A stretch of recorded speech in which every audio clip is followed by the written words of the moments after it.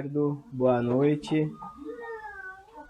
Minha filha está aqui, minha esposa, já estamos prontos para um bate-papo excelente com Carlos Mário Álvares. Assim que ele entrar aqui, a gente já começa o bate-papo, mas queria primeiramente avisar a todos vocês que o Instituto ESP está com alguns cursos bem interessantes sobre fundamentos da psicanálise, tópicos introdutórios em psicanálise. Não sei se vocês estão acompanhando ou não. Se não estão acompanhando, corre lá no site do Instituto ESP, que nós vamos ter a presença já confirmada de Jorge Cesarino, Eva Lerner, Leandro dos Santos, Daniel Mar Pérez, tudo isso gratuitamente para trabalhar com vocês aí os fundamentos, né? Então, a gente já trabalhou a questão do inconsciente com o Daniel, vocês acessam esses vídeos pelo YouTube. Vamos trabalhar agora sobre a pulsão em Freud e Lacan, com Jorge Cesarino, dia 14. Depois nós vamos trabalhar sobre a transferência com Eva Lerner. Tá fantástico, assim, tá genial, né? Tá muito bacana. Aqui tá aparecendo a... Deixa eu pegar aqui. Bem-vindo, meu querido, tudo bem? Tudo bem, Marco? Boa noite. Tudo jóia. Cada dia melhor por aqui, cara. Deixa eu acertar meu celular. Tá. Vamos lá, vamos trabalhar. Vamos. Bom, meu querido, a gente bateu um papinho, né, sobre a formação do analista, né? E tem uma coisa que me pega, assim, ainda hoje. Já dei aula na UEL, aqui que é a Universidade Estadual, né, de Londrina, uma das maiores aqui da região. Um abraço para o Fernando, lá de São Paulo, queridaço. Dei aula na Unifil, que hoje abriga a nossa pós-graduação do Instituto ESP, né, PUC também. E uma coisa, cara, que ainda me assusta, né? Por exemplo, são pessoas que se colocam, por exemplo, para dar supervisão em psicanálise e sequer tem o trabalho de uma clínica, né? Sequer a gente sabe que fizeram análise. Sequer a gente sabe porque pergunta, né? Fala, professor, você se analisou? A pessoa fez, eu fiz terapia. E entra nessa questão da formação do analista de hoje, né?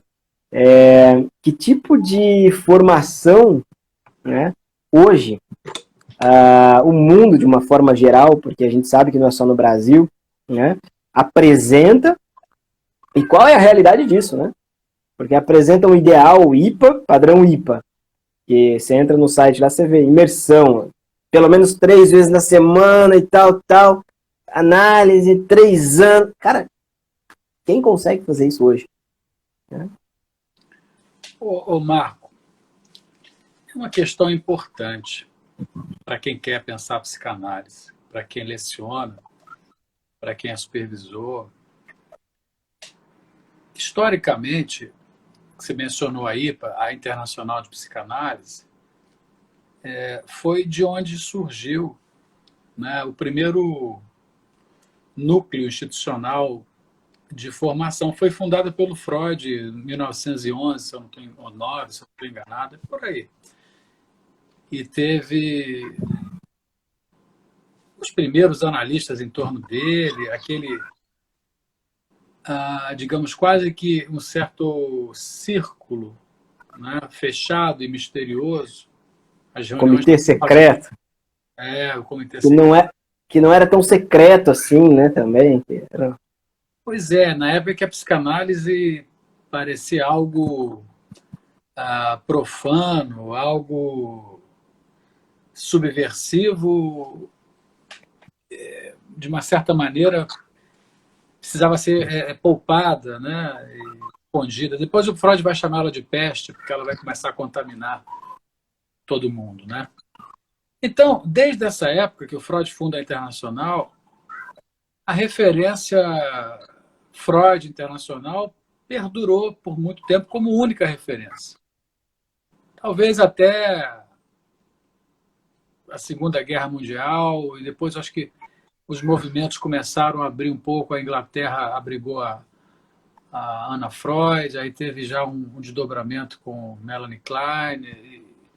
Enfim, você imagina, de um ponto, que é o Freud e os seus discípulos iniciais, da primeira geração, Jung, Ferenczi, Reich, Rank, Reich.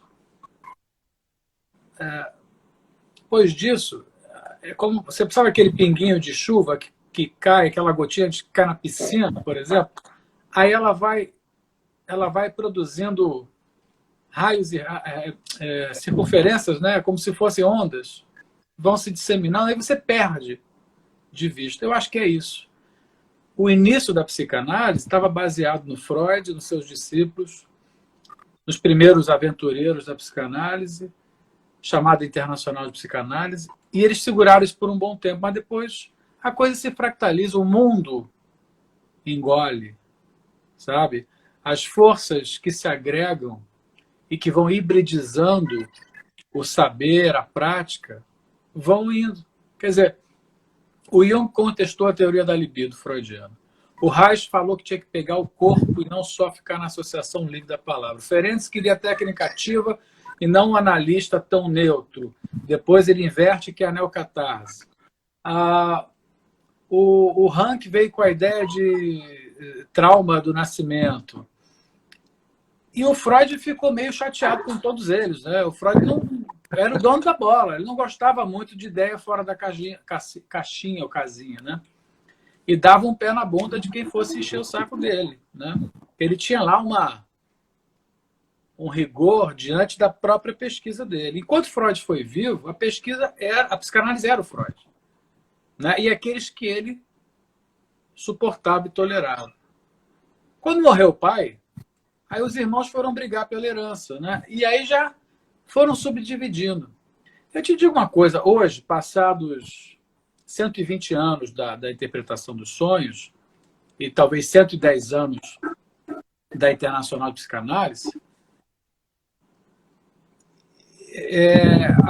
aquela pretensão de ser a voz da psicanálise, a voz da verdade, acabou há muito tempo, foi por água abaixo, né? A IPA teve que se refazer, se repensar, modulou e está lá.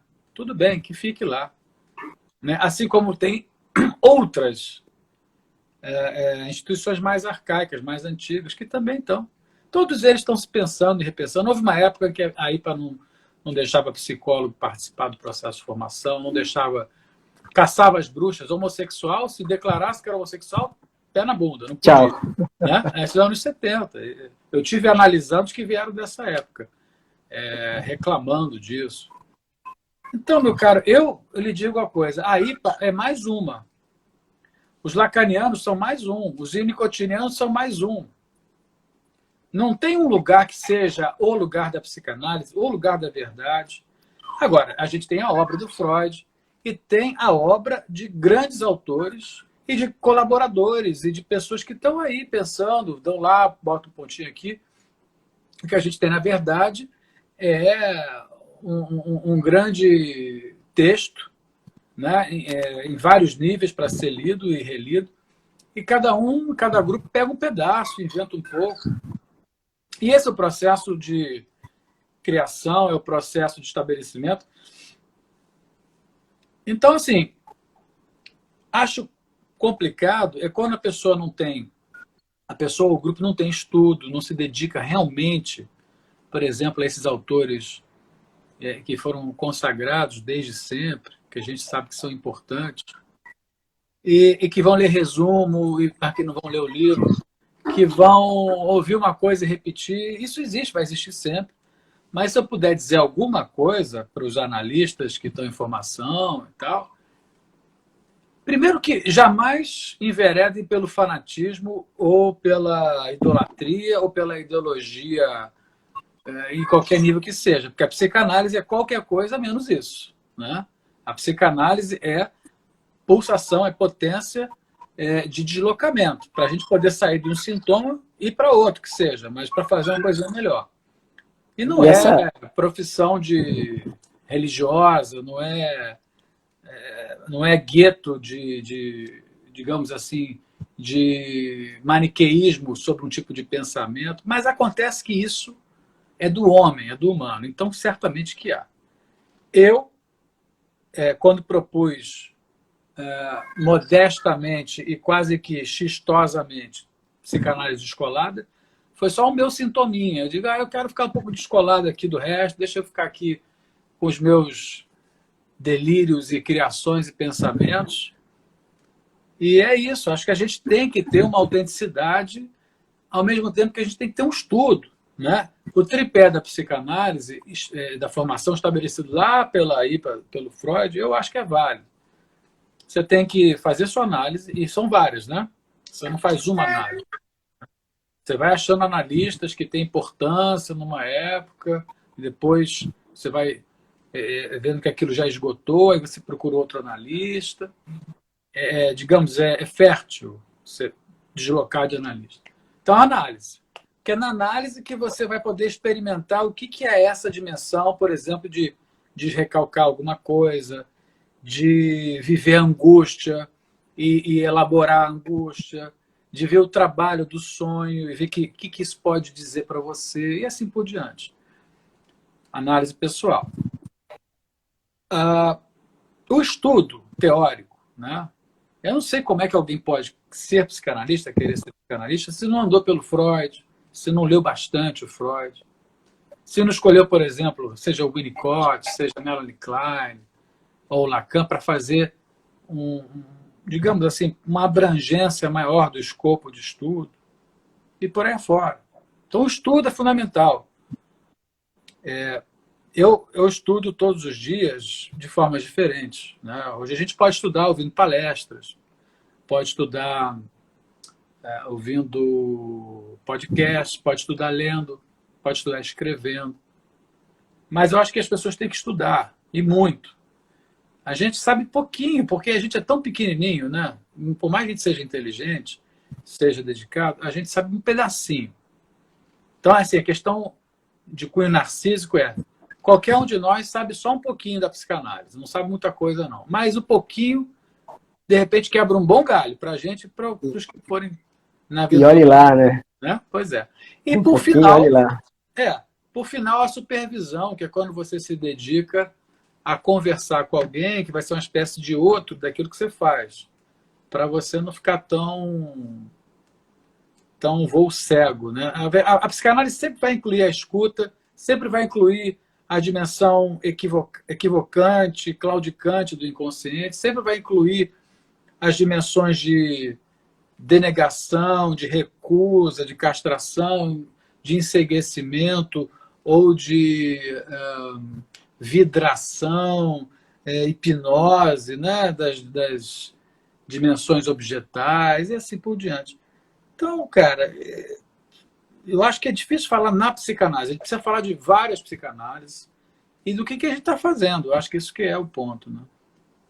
Eu fico pensando aqui que a própria teoria da psicanálise, ou ela segue, rigorosamente falando, né, o que acontece numa análise pessoal, que é esse movimento de construir, deixar, por exemplo, a poeira baixar, olhar de novo para aquilo e, se necessário, desconstruir, né? Eu acho muito bacana essa ideia da desconstrução, que na verdade é a sensação que eu tenho quando eu leio Freud. Você pega um texto do Freud, por exemplo, cara, eu acho fantástico aquele texto do Freud, O Infamiliar, onde o Freud pinça, né, de uma série de dicionários, parece que ele está ensinando a prática analítica ali, né? De uma série de dicionários, de significações possíveis, ele pinça ali e vai falar, cara, vamos falar desse sentido que apareceu aqui, meio que, né, ao léu, ao acaso, mas não, estava lá desde sempre. E a partir dali trabalha. Me parece assim que a formação, a análise pessoal e a teoria andam juntas nesse processo, né? Não tem como você... Eu dei um curso sábado passado pelo Oeste falando disso, da insuficiência do tripé. Como o tripé é um bom passo, assim, um bom apoio, mas que ele não é o suficiente. Por quê? Porque tem uma série de fatores que atravessam, tem essa relação com os outros, com o outro e por aí vai. Mas a rigor eu queria questionar isso com você, né? Colocar isso para você também, para te ouvir um pouquinho melhor. Essa pegada de fazer da psicanálise com a teoria, com a análise pessoal, com os atendimentos na clínica, com a vida de uma forma geral. Isso é a formação de um analista? Eu penso que a formação do analista é contínua, inesgotável, como a vida é. Né? A gente vive porque o coração bate e não vai parar nunca de bater. Quando parar de bater já não é mais vida, aí já é outra coisa que a gente nem sabe o que é. Mas, e se bate o coração, é o desejo pulsando. Né? E se o desejo pulsa, a gente nunca está satisfeito e nunca vai esgotar a nossa curiosidade, a nossa vontade de saber, a nossa vontade de superar e assim por diante. E aí a gente está falando do desejo, e o Lacan frisou muito o desejo do analista, que é o que coloca a gente numa posição de se interessar por aquilo que mexe com a gente e, ao mesmo tempo que nos desconcerta, e com aquilo que a gente deseja, mas tem medo, que a gente deseja, mas não sabe bem o que é, com aquilo que para aquilo que a gente não tem resposta, ou para a angústia que invade a gente. Você vê que são modulações do desejo isso. O próprio sintoma é um tipo de cristalização desejante. E aí a gente vai ter que decifrá-lo de alguma maneira, né? Vai ter que desvendá-lo, subir os véus do recalque para poder melhor compreender, melhor dizer esse sintoma. Né? Então a formação do analista passa pelo desejo de ser psicanalista.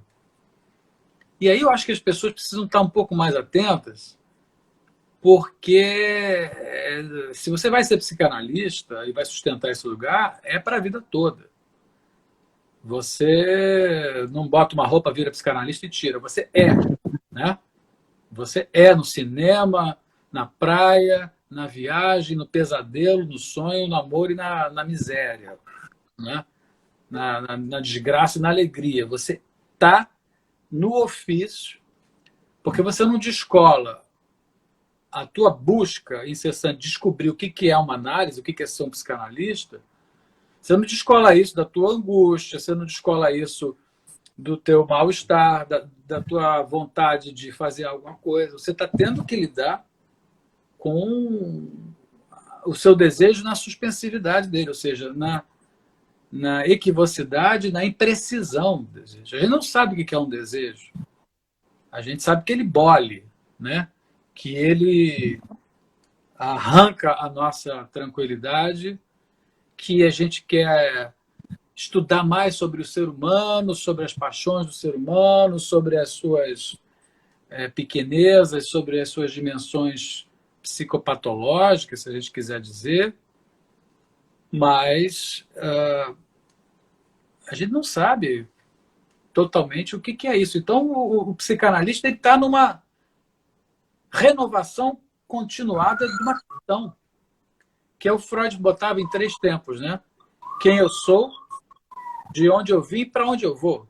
É uma boa questão para todo mundo. Né? Essa questão, eu preciso também responder como analista. É o que eu costumo dizer. Eu cobro uma sessão de uma pessoa, digamos, na quarta-feira, sei lá, às 8 da manhã. Mas ao sábado, à 1 da manhã, numa circunstância qualquer, aquela sessão pode me vir à cabeça e eu vou raciocinar em cima daquilo. De repente, na próxima sessão de segunda-feira, eu tenho uma resposta para algo, eu tenho uma questão que me veio numa fala de uma amiga dentro de um jantar, no domingo, entende o que eu quero dizer? A gente está trabalhando o tempo todo e está fazendo a nossa formação. A nossa formação, ela se confunde com o nosso caminhar. Agora, formalmente, você tem que prestar contas. Então, você tem que, às vezes... Eu participei por muitos anos da formação freudiana, que é a instituição que eu fundei ainda estudante de psicologia. Isso no Rio de Janeiro, em 1992, foi quando eu fundei, junto com mais 20 e tantos analistas, a formação freudiana. Aliás, eu vou estar hoje com a Andréia Junqueira, que é coordenadora geral da formação, pelo menos era até bem pouco tempo atrás, numa live. Hoje é dupla dose de live para mim, 21 minutos. Eu vi no Instagram. Então, já aproveito para convidar depois as pessoas que quiserem. Então, eu participei dessa instituição e pensei o estatuto dela, pensei as questões que motivavam a existência dela, o surgimento dela, a organização dela. participei da montagem dos seminários, eu era professor, eu me tornei supervisor. Isso também é formação psicanalítica. Eu te dou um exemplo, Marco. Eu pratiquei jiu-jitsu por 12 anos. Tá? Pratiquei porque eu sempre gostei de arte marcial. E o jiu-jitsu, as pessoas acham que tem violência. Não tem nada de violência. Como é que você usa o seu corpo numa dimensão de superação da força do outro, impor a sua força, né, conseguir, através de diversas posições, saber o que fazer para não ficar na pior, para não ser finalizado, digamos assim. Essa é a metáfora do jiu-jitsu. Mas o que você aprende sobre a alma, sobre o outro... Então, como é que eu vou dizer que a minha formação não passa pela arte marcial? Ou não passa pela prática de esporte? Ou não passa pela língua que eu aprendi a falar? Não passa pela música que eu gosto de ouvir? Passa por tudo isso. Entende? Agora, só o último comentário é o seguinte. As pessoas precisam saber que para ser psicanalista, para ocupar esse lugar, tem que estudar muito. E é uma coisa que eu percebo que as pessoas, em geral, cada vez menos estão dispostas, que é gastar horas do seu dia colocando o estudo em dia. É ler, ler, ler, participar de seminários, debater, e assim por diante. Né? Eu acho isso bem bacana, assim, porque, bom, formado, né, pela UEL em 2010, e nessa época, para dizer assim, que eu li alguns textos de Freud, foram pouquíssimos. Né? E aí eu fui vendo que foi piorando, né? Foram passando mais comentadores do que os próprios textos do Freud.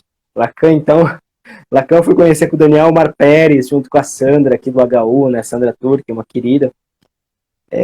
Então, assim, o Winnicott, cara, eu ouvi um pouco falar de Winnicott, porque minha supervisora do quinto ano era winnicottiana, né? Então a gente tinha algum trabalho ali. Melanie Klein, putz, foi uma disciplina de meio semestre, praticamente.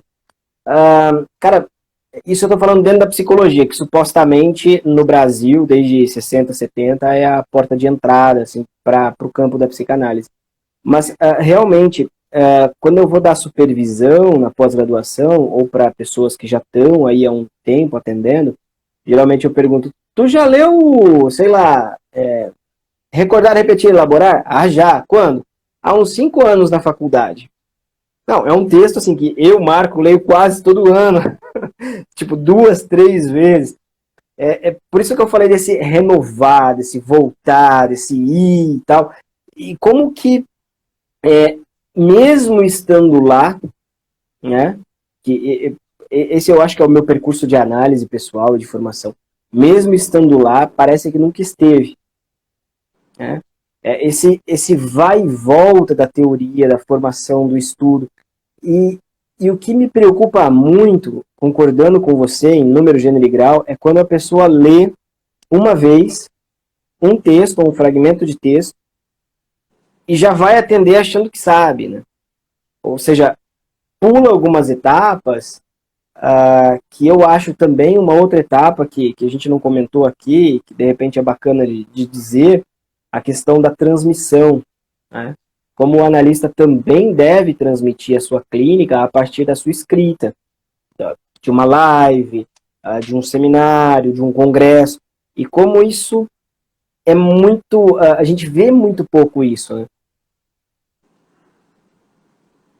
Por que isso não está incluso no tripé, quadripé, né? A transmissão também aí, né? O que será que tem aí?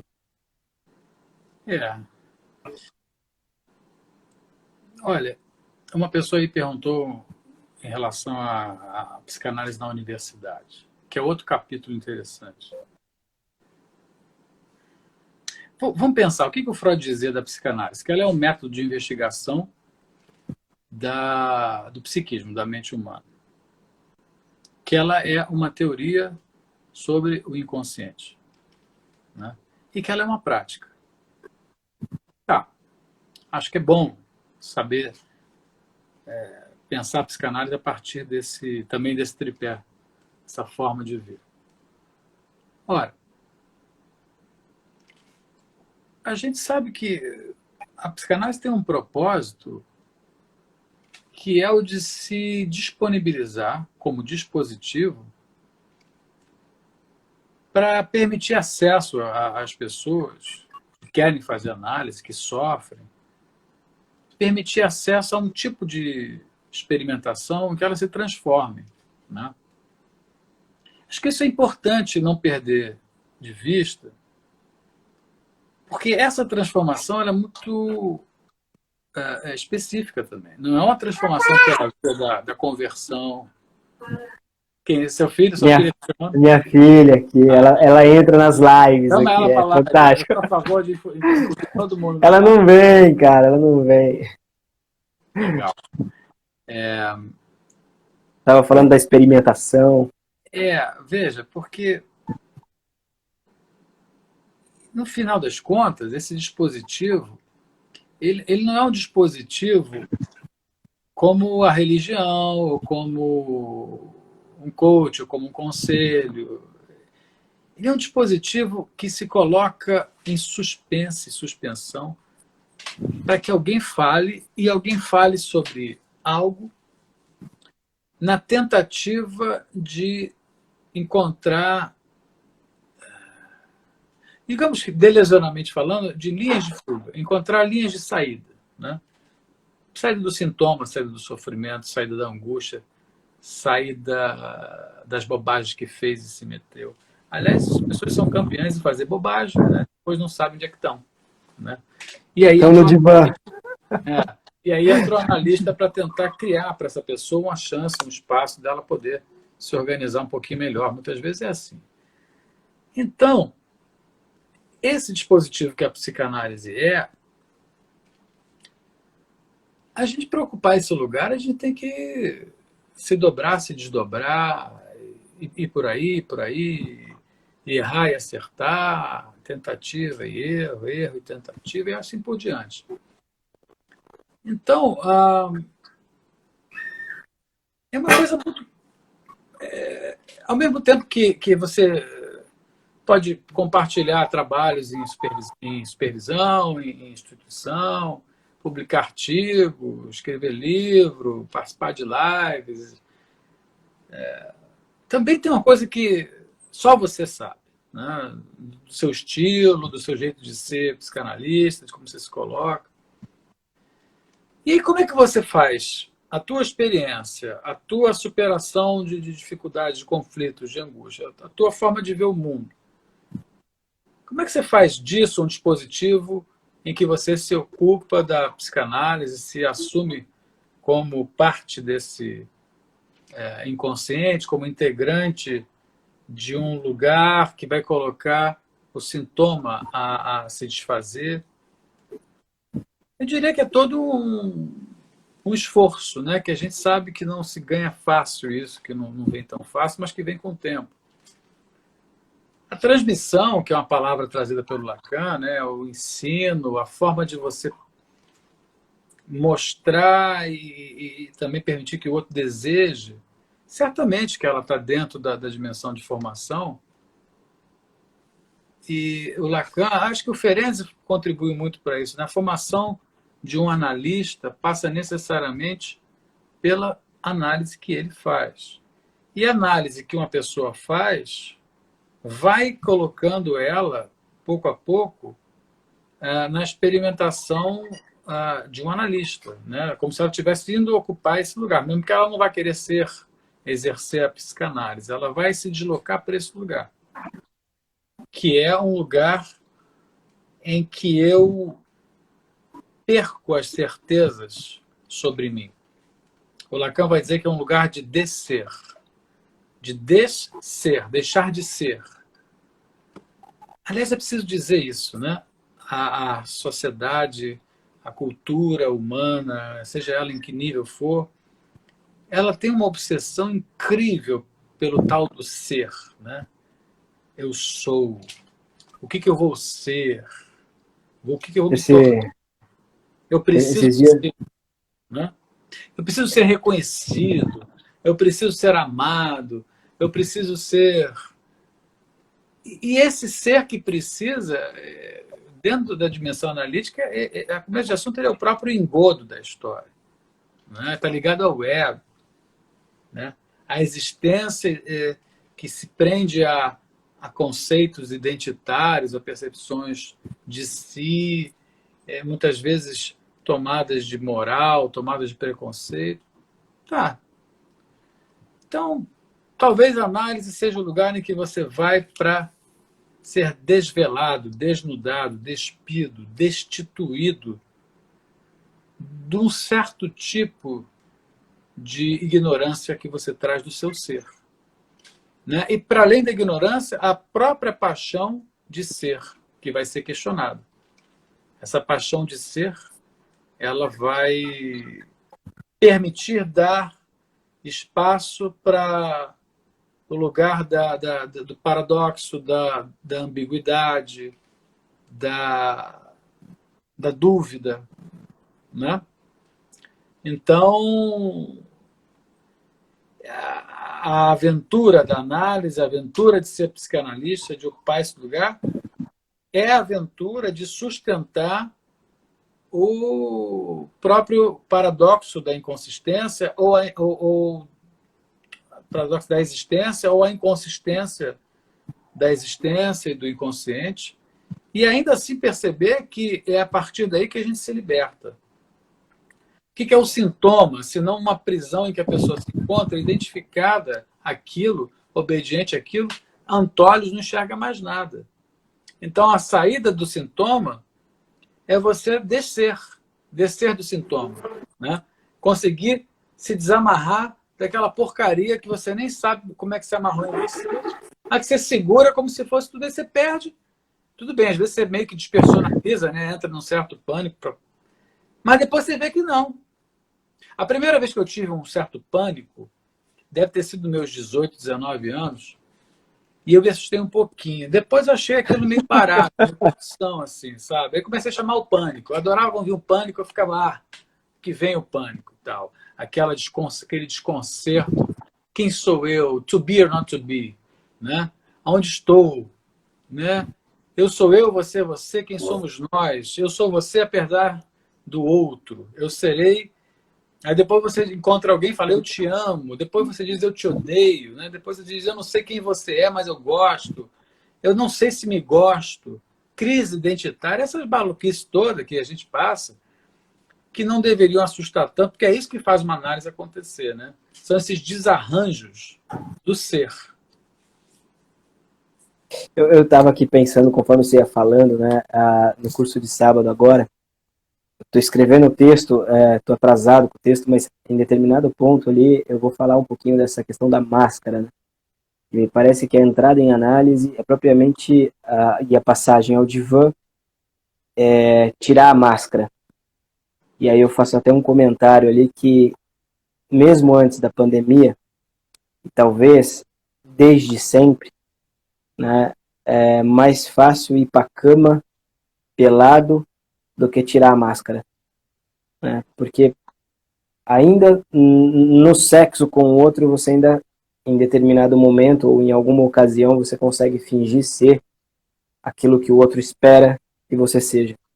Mas no divã, isso tem que cair. Né? Você me faz pensar aqui dos bailes de máscara, do próprio carnaval, da fantasia.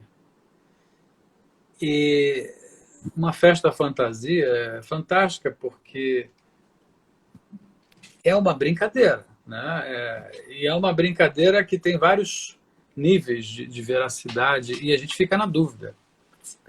É ou não é? Né? Quem está por trás? Está por trás ou está na frente? Porque botou o por trás na frente. Né? A máscara, o semblante, é isso que esconde, camufla, mas revela.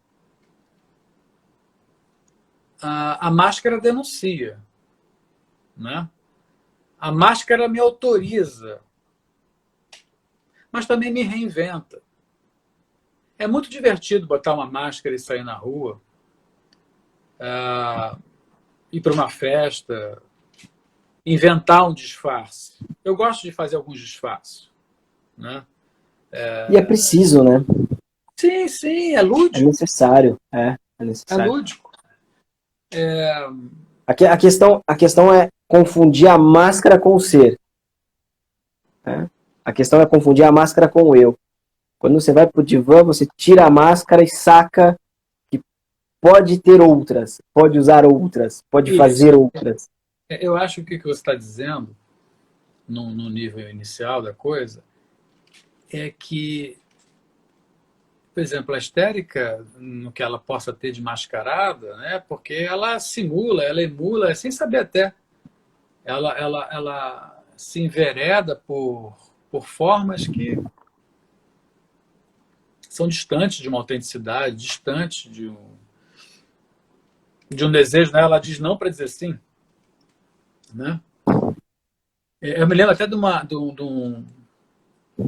piada desses, esqueço agora o nome, enfim, é um dito popular, um gracejo que diz assim: uma lady, quando diz não, está querendo dizer talvez. Quando diz talvez, quer dizer sim. E quando a lady diz sim, é porque ela não é uma lady. Ou seja, é uma brincadeira com a dimensão histérica. Né? E aí, vamos fazer isso? Ah, não sei. Se não sei, já me convence que eu quero viajar com você, que eu quero namorar você, que eu quero sei lá o quê. Né? Esse jogo de esconde, né? de revela, esconde. Assim como analista, não diz tudo de cara. Como é que o Freud falava? Se você chegar na primeira sessão e interpretar uma pessoa, você está dentro de uma análise selvagem. Tem que dar tempo para as coisas acontecerem. Né?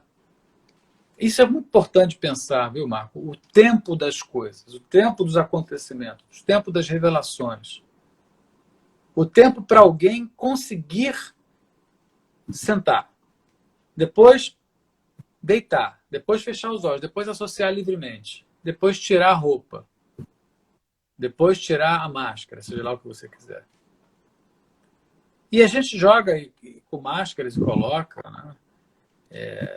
Eu posso brincar, eu posso me pintar todo, como os índios, por exemplo, fazem nos seus rituais. Eu posso fazer um ritual particular. E talvez isso seja importante numa dimensão de análise. São essas dimensões também do lúdico, da brincadeira. O que é diferente do que você ia dizendo assim, pô, como é que você se esconde, né? Através de uma hipocrisia, através de uma burrice do teu sintoma. Esse é um ponto para uma análise. Né? O analista, quando o sintoma... Porque tem uma questão do sintoma aí da pessoa, né? A gente pode pensar ele também como uma máscara, né? O analista? É. Sim, o analista não é alguém que está se revelando, né? Ele tem que ficar na dele, em suspenso. Ele tem que ficar numa dimensão, como dizia o Lacan, de objeto causa de desejo. Daquilo que faz jorrar. Né? Daquilo que permite jorrar sem tamponar. Você vai contar uma coisa para um amigo, ele vai dizer assim, olha, faça isso, isso é um absurdo. Ou então, se tem inveja, vai dizer um monte de coisa. Outro dia eu estava escutando uma pessoa falar que foi com, sei lá, um namorado, para encontrar um amigo, passaram, os dois não se bicaram, depois esse namorado, ou a namorada, sei lá quem, falando, escuta, o que você está fazendo com essa pessoa? Larga dessa pessoa. Quer dizer, você vê? Você pode ter inveja, você pode ter... Isso é muito invasivo. O que eu quero dizer com isso? Né? Que as pessoas, muitas vezes, se camuflam naquilo que elas supostamente são e vão agindo de outras formas. Então, o analista tem que ficar na dele, não tem que julgar, não tem que criticar, não tem que ter... Tem que segurar a conta-transferência, analisar se for o caso, para poder deixar aparecer essa pessoa que está pagando por aquele momento de análise. Né? Isso é importante. A contrapartida para um psicanalista de um paciente é o que ele recebe em dinheiro. Isso é a contrapartida. Não é o sintoma, não é a curiosidade, não é o suposto voyeurismo, ficar vendo o outro ou escutando o outro. Não. É o dinheiro que sustenta a movimentação do desejo do analista e do próprio paciente. Né? O dinheiro ele tem uma dimensão de ser um significante puro. Ele não significa nada.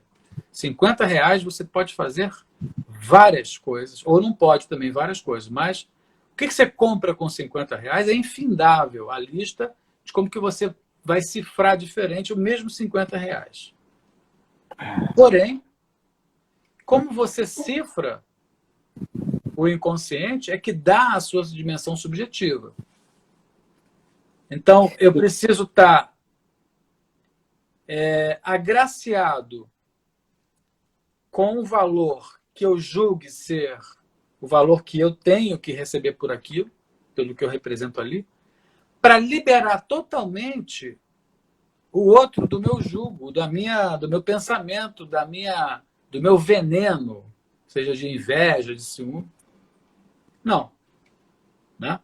Eu vou ficar completamente na escuta, na suspensão, para ver o que é que você tem a dizer e vou te acompanhar sem nenhum interesse, a não ser o interesse que você me pague aquilo que está combinado. Isso é libertador, no certo sentido, porque as relações não são assim, né? Quando elas não são específicas e claras, você começa a ter ganho secundário da relação. Eu tive uma paciente especial, depois retomando o caso, né, uma formação histérica bem interessante. É que ela chegou em determinado momento, 2 ou 3 anos depois, ela me pagou e falou assim, isso é tudo que você quer de mim, né? Meu dinheiro. E foi bem interessante, porque a partir dali a coisa ficou mais clara, né? A transferência ficou mais clara, o trabalho ficou mais claro. Como que ter essa clareza da minha parte enquanto analista, né, possibilita isso. E aí, cara, tem uma coisa muito bacana, que a gente não tem essa clareza se não vai para análise, né? Ou seja, se a gente não vai para análise, o pessoal, um monte de gente perguntando aqui, né, como começar a psicanálise, a formação, não sei o quê. Eu sempre recomendo isso. Cara, tu quer começar a formação em psicanálise, primeiro tem que saber o porquê, né? E se não souber muito bem, vai para análise. Agora, vai para análise. O ponto é esse, assim, vai para análise, porque um cara que não se analisa, e tem muitos exemplos, né, vai fazer com o paciente, de alguma forma, uma relação que lhe falta. Vai fazer um sintoma com o paciente, vai colocar o paciente no lugar do objeto, vai inverter a coisa. Né? Como aconteceu tantas e tantas vezes na história da psicanálise.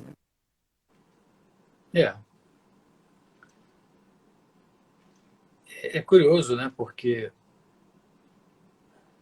a gente não sabe o que é que se passa num encontro dito analítico. Quantas sessões de análise houve hoje, nesse dia 5 de novembro de 2020? Imagina. É um número absurdo. Que vocês saibam, todos aqui que estão nos ouvindo, que nenhuma delas repetiu nada. Que não houve uma sequer a palavra igual, dita da mesma forma. Que não houve uma interpretação igual. E jamais haverá uma repetição disso. Que não tem quem vai dizer o que é ou não é psicanálise, o que não é. E ainda assim a gente sabe que a psicanálise opera, graças aos esforços das pessoas que praticam a psicanálise, escrevem textos, dão palestras, fazem lives, publicam suas ideias, bancam seus desejos, discutem em grupo, aprendem com os antepassados, aprendem com as pessoas que estão produzindo, né? Escutam as diferenças, fazem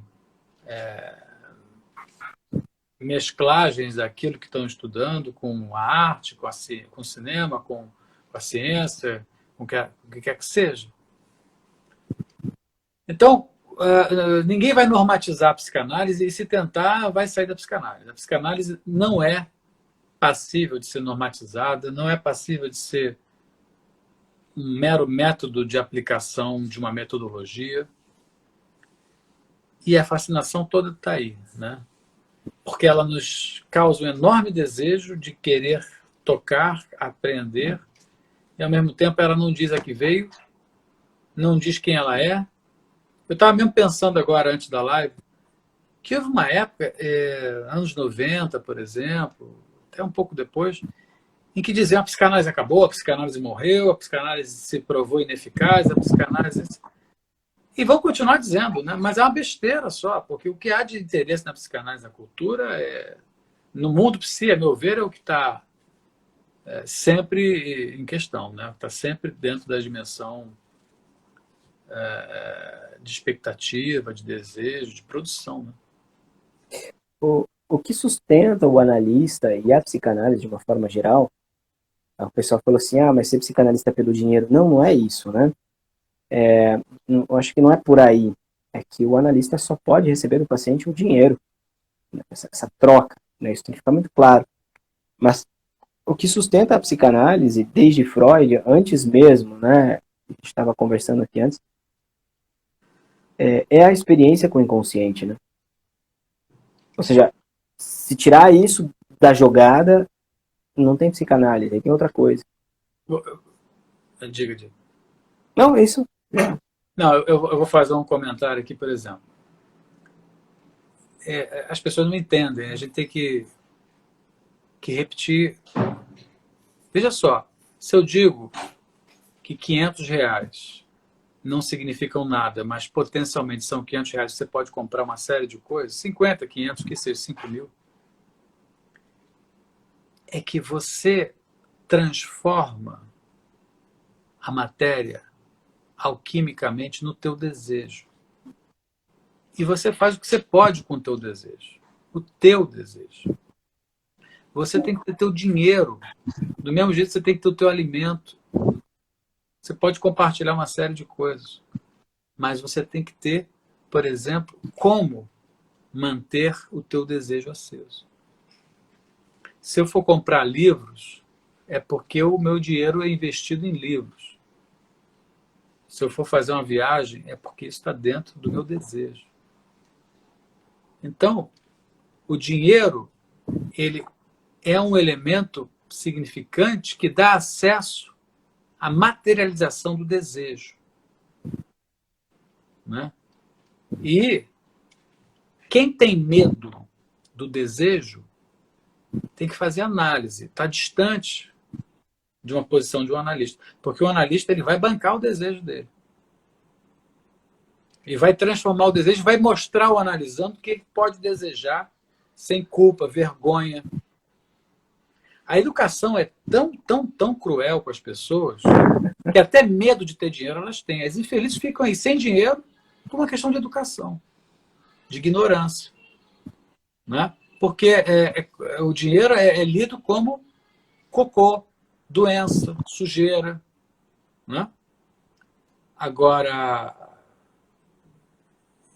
veja bem, não é só isso.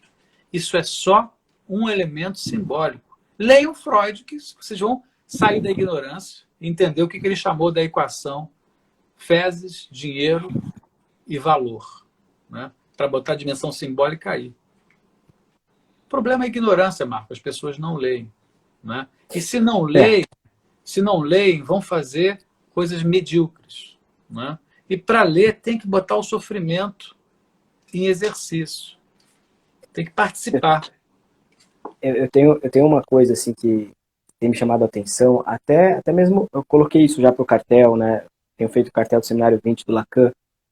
E, cara, assim, às vezes a gente às vezes não, a gente parou por 2 encontros em um parágrafo.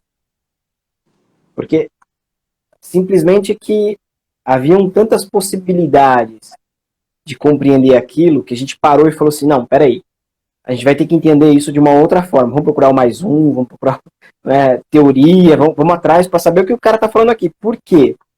Por que eu estou falando disso? Porque às vezes, e eu acho que isso tá acontecendo cada vez mais, as pessoas estão achando que estão interpretando corretamente quando estão delirando. E isso é um problema tão grave que quando chega na clínica e o analista vai fazer uma interpretação, o analista não está interpretando o que o paciente está trazendo, o analista está interpretando a cabeça dele. E aí que está o ponto. Ele está se colocando ali, né, quando ele devia se tirar da jogada. Eu acho que cada vez mais eu insisto nisso, né?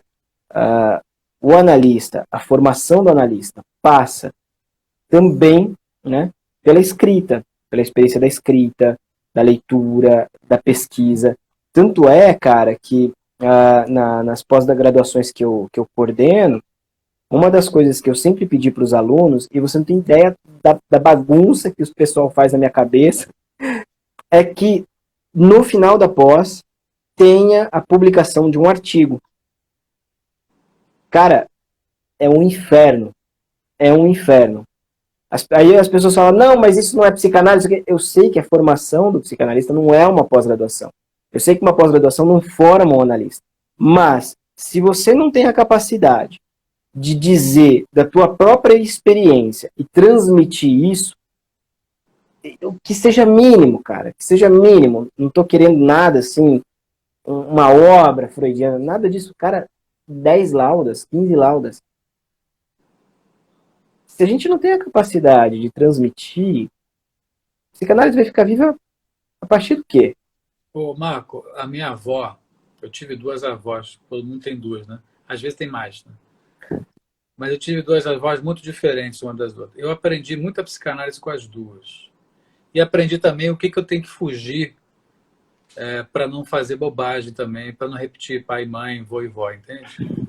É sempre isso, a dimensão, a riqueza humana é que ela é contraditória, né? Você aprende coisas boas e ruins com uma pessoa. Você vai ter bons educadores se eles te questionarem, te fizerem pensar.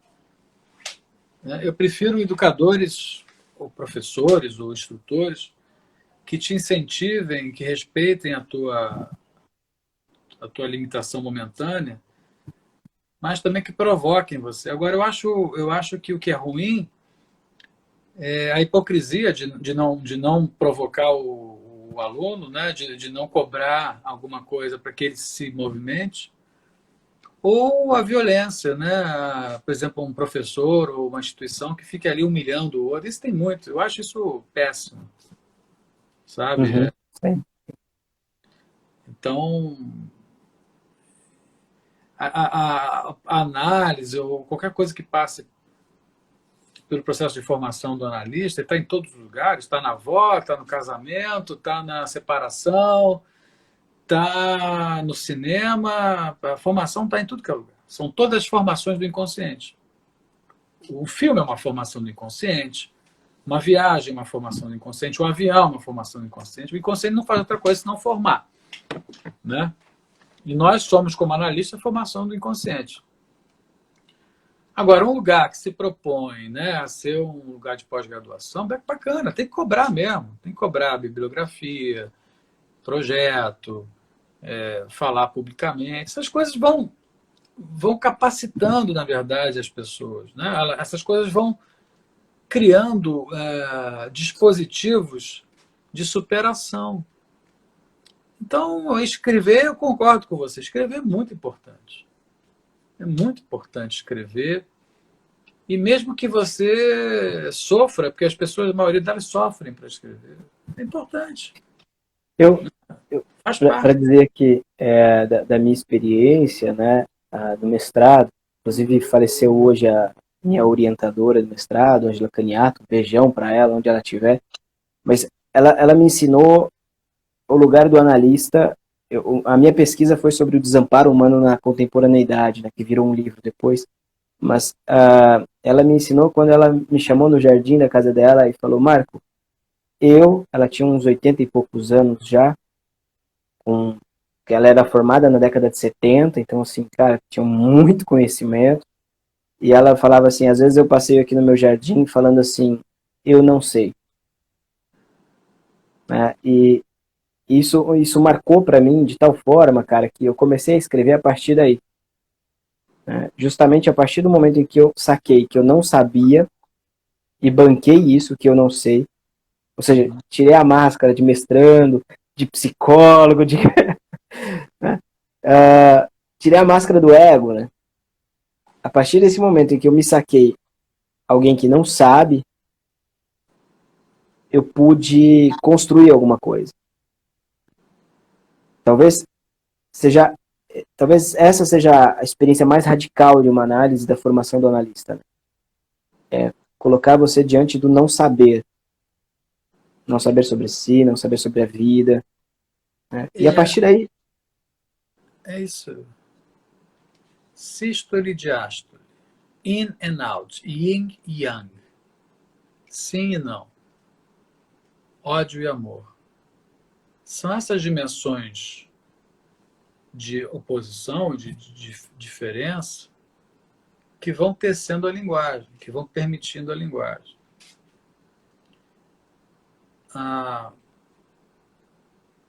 Tem uma vitalidade incrível e um processo de aprendizagem, de transformação, formação, no ato de respirar. Né? Se você se puser a respirar numa certa intensidade, numa certa repetição, certa capacidade de sentir a tua respiração, você vai avançar milhas e milhas, você vai aprender muito sobre a existência. As pessoas chamam isso de meditação, de yoga, seja do que for.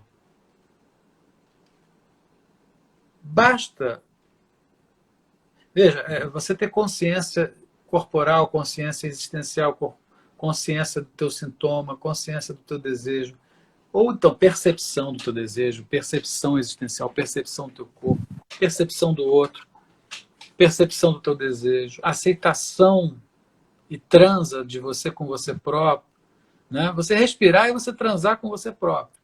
Mas não é só com você próprio. Porque você está respirando em consonância com o teu batimento cardíaco, mas também com a pulsação do dia. A gente não vê, mas o dia está pulsando aí. Eu consigo ver as pulsações, os senti-las, porque eu já percebi que elas estão aí se repetindo. Por exemplo, se você escutar o tic-tac de um relógio, né, que marca na diferença do tic e do tac o tempo que avança. O tic-tac do relógio não é diferente do bater do coração, não é diferente das voltas que a Terra dá em torno dela própria, que ela dá em torno do Sol.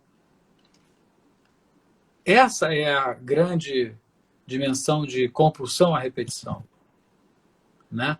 É porque bate o relógio que a partir desse puro significante, in and out, tic-tac, que a gente constrói a história.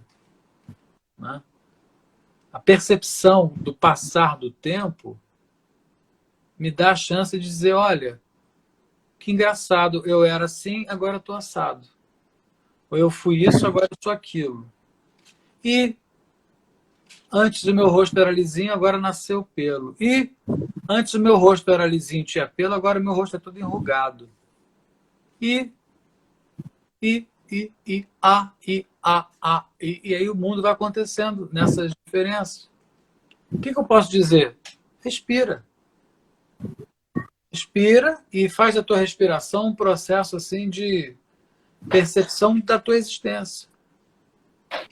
O problema é que as pessoas são tão capadas, são tão aviltadas nas suas dignidades, que nem respirar o miserável consegue. Eu vou dizer novamente, agora dizer de uma outra forma, querem a cura psicanalítica? Aprendam a respirar. Meu querido. Se eu digo isso, Marco, é porque respirar é uma ciência e leva muito tempo para você conseguir fazer da tua respiração alguma coisa. Não adianta teorizar, não. Não tem teoria de nada sobre a respiração. Tem a respiração e tem aquilo que você é capaz de produzir.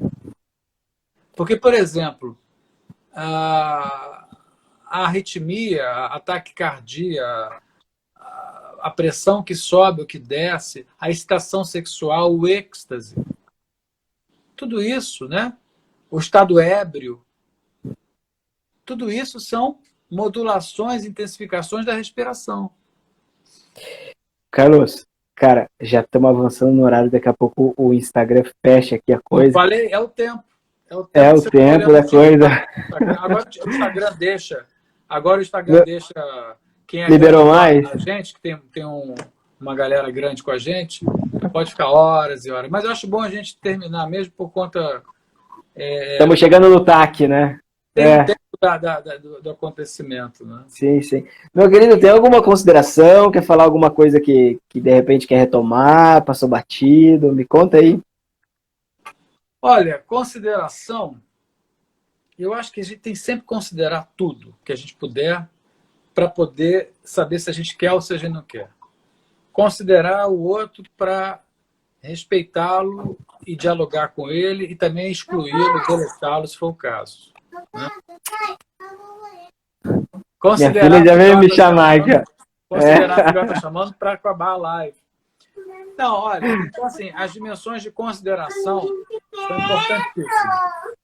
E cabe uma responsabilidade na consideração. Eu quero te agradecer. Quero dizer que você deve ver sua filha logo, porque ela está ansiosa pelo papai, isso não é pouca coisa.